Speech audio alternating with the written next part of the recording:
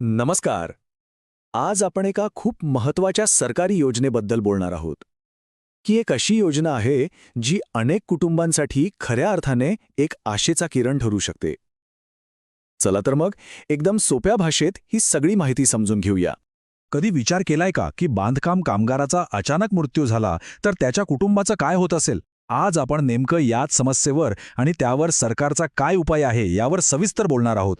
तर सगळ्यात आधी बघूया की नेमकं संकट काय असतं आणि त्याची तीव्रता किती मोठी असते. विचार करा, एखादं कुटुंब जिथे कालपर्यंत सगळं काही ठीक होतं आणि अचानक घरातला कर्ता माणूस जातो, तेव्हा फक्त भावनिक धक्का बसत नाही तर अक्षरशः आर्थिक कणाच मोडतो. रोजच्या जेवणाखाण्यापासून ते मुलांच्या शिक्षणापर्यंत प्रत्येक गोष्टीसाठी पैशांची चणचण भासू लागते. परिस्थिती खूप बिकट होऊन जाते. पण अशाच कठीण परिस्थितीत सरकार मदतीचा हात पुढे करतं. बघूया तरी कसा? तर अशा संकटात सापडलेल्या कुटुंबांसाठीच महाराष्ट्र शासनाने एक खास योजना सुरू केली आहे. बांधकाम कामगार विधवा आर्थिक सहाय्य योजना. नावावरूनच कळतंय की ही योजना अशा कुटुंबांना पुन्हा उभं राहण्यासाठी एक मोठा आधार देते.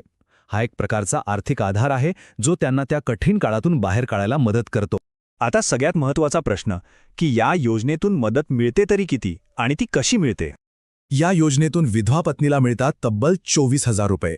आता ही रक्कम कदाचित काही जणांना खूप मोठी वाटणार नाही, पण विचार करा, ज्यांच्याकडे काहीच आधार नाही त्यांच्यासाठी ही रक्कम कितीतरी मौल्यवान असते.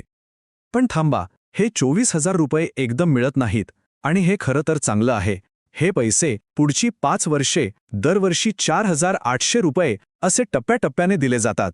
म्हणजे काय, तर त्या कुटुंबाला एक सलग 5 वर्षांसाठी आर्थिक मदत मिळत राहते. एक मोठा दिलासा आहे हा. आणि सगळ्यात भारी गोष्ट काय माहितीये, हे पैसे थेट म्हणजे डायरेक्ट लाभार्थ्याच्या बँक खात्यात जमा होतात. याला म्हणतात डीबीटी. म्हणजे मध्ये कोणी नाही, कोणताही दलाल नाही, सगळा पैसा सरळ गरजू व्यक्तींपर्यंत पोहोचतो. एकदम पारदर्शक कारभार. बरं, आता ही मदत कोणाला मिळू शकते? म्हणजे या योजनेसाठी पात्र कोण आहे? चला हे समजून घेऊया. यासाठी काही महत्त्वाच्या अटी आहेत ज्या पूर्ण करणं खूप गरजेचं आहे.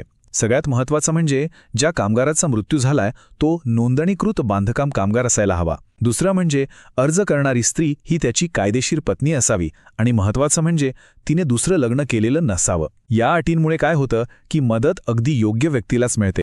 आणि हो, एक गोष्ट कायम लक्षात ठेवायची, अर्ज भरताना कोणतीही चुकीची किंवा खोटी माहिती देऊ नका, कारण असं काही आढळल्यास अर्ज थेट रद्द होऊ शकतो.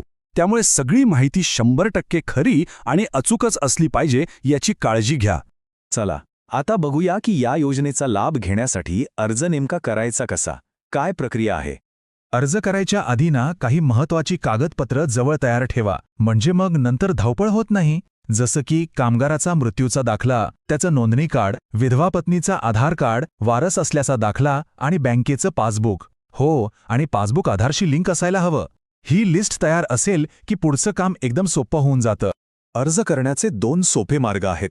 ज्यांना ऑनलाईन प्रक्रिया जरा किचकट वाटते ते जवळच्या सेतू केंद्रात, आपले सरकार केंद्रात किंवा कामगार कार्यालयात जाऊन प्रत्यक्ष अर्ज करू शकतात.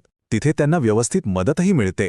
आणि ज्यांना कॉम्प्युटर किंवा मोबाईल वापरता येतो ते थेट बांधकाम कामगार कल्याण मंडळाच्या वेबसाईटवर जाऊन ऑनलाईन अर्ज करू शकतात. दोन्ही पर्याय सोपे आणि सोयीचे आहेत. थोडक्यात सांगायचं तर आधी सगळी कागदपत्र गोळा करा, मग ऑनलाईन किंवा ऑफलाईन सोयीचा मार्ग निवडा. अर्ज जमा करा, त्यानंतर अधिकारी सगळी माहिती तपासून बघतील आणि सगळं बरोबर असेल की पैसे थेट तुमच्या बँक खात्यात जमा होतील. एकदम सोपी आणि सरळ प्रक्रिया आहे. आता आपण येतोय सगळ्यात महत्त्वाच्या भागाकडे. ही माहिती फक्त स्वतःपुरती मर्यादित ठेवणं पुरेसं नाही, ती गरजूंपर्यंत पोहोचवणं ही एक सामाजिक जबाबदारी आहे. ही खूप दुःखाची गोष्ट आहे, पण हेच खरे की आपल्या समाजात अनेक गरजू कुटुंबांना अशा सरकारी योजना आहेत हे माहितीच नसतं आणि फक्त माहिती नसल्यामुळे ते या सरकारी मदतीपासून वंचित राहतात. विचार करा, मदत उपलब्ध आहे पण ती गरजूंपर्यंत पोहोचतच नाहीये. मग आपण सगळ्यांनी मिळून एक काम करू शकतो का? ही जी माहिती आपल्याला मिळाली आहे ती आपल्या ओळखीतल्या, आपल्या आजूबाजूच्या गरजू लोकांपर्यंत पोहोचवूया. आपला एक छोटासा प्रयत्न एका कुटुंबाच्या आयुष्यात खूप मोठा आणि सकारात्मक बदल घडवू शकतो. काय मग, करणार नाही मदत?